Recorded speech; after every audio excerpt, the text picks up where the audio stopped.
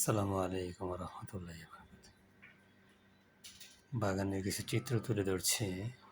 যদিও এভাবে ব্যাগিং করাটা আমার কাছে যৌক্তিক মনে হয় না, কিন্তু না করে কোনো উপায় নেই।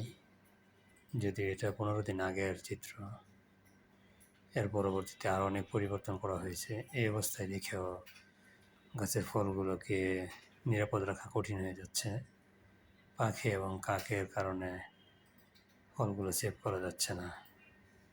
আমার বাগানে এমন কিছু ভ্যারাইটি আছে যেগুলো আমি টেস্ট করার সুযোগ পাইনি পাখির কারণে। নতুন প্রথম ভ্যারাইটি আসছে, অথচ পাখি খেয়ে সাবার করে ফেলছে। তো এই পরিস্থিতিতে আমি এভাবে প্যাকিং করেছিলাম 15 দিন আগে। তো প্যাকিং করানোর পর দেখা গেল যে কাকের যন্ত্রণায় এগুলো আটকে রাখা কঠিন হয়ে যাচ্ছে। এর পরবর্তীতে আমি আমার ওয়াইফের পরামর্শে মশারি কেটে সেগুলোকে লিচু ফল বাদুড়ের হাত থেকে রক্ষা করার যে উপায়, সেভাবে ব্যারিকেড দিয়েছি। সেটার ভিডিও আমার হাতে এখন এসে পৌঁছায়নি। তো এটা 15 দিন আগের ভিডিও।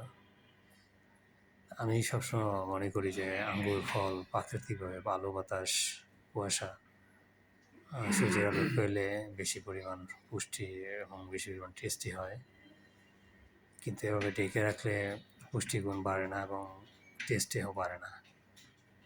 তারপরে আমরা এখন একে বেকিং করি কালার সুন্দর আসার জন্য।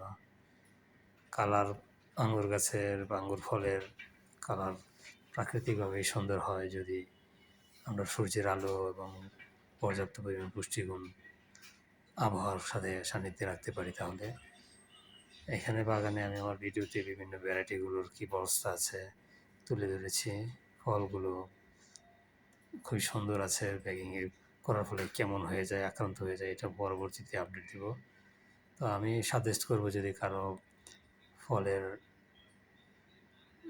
চুরি হওয়ার বা পাখি আক্রমণের সম্ভাবনা থাকে, তাহলে ব্যাগিং বা জাল দিয়ে ব্যারিকেড দেওয়ার প্রয়োজন নেই।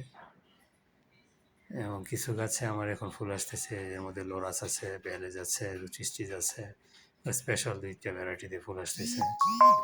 তো এগুলো হলো আসলে এখন ফুল নেওয়ার সিজন না, তারপরে গাছে আছে, আমি রেখে দিয়েছি। আমার অফ সিজনে ফল নিতে বেশি ভালো লাগে। কিছুদিন আগে মাত্র ব্যালেজ থেকে আরেকটা ব্যালেজ, ডগলেস গ্রাফটিং করা ব্যালেজ থেকে আমি ভালোই পরিমাণ ফল হারভেস্ট করেছি। সেটা জানুয়ারি 1st উইকে বেডে দিয়েছিলাম।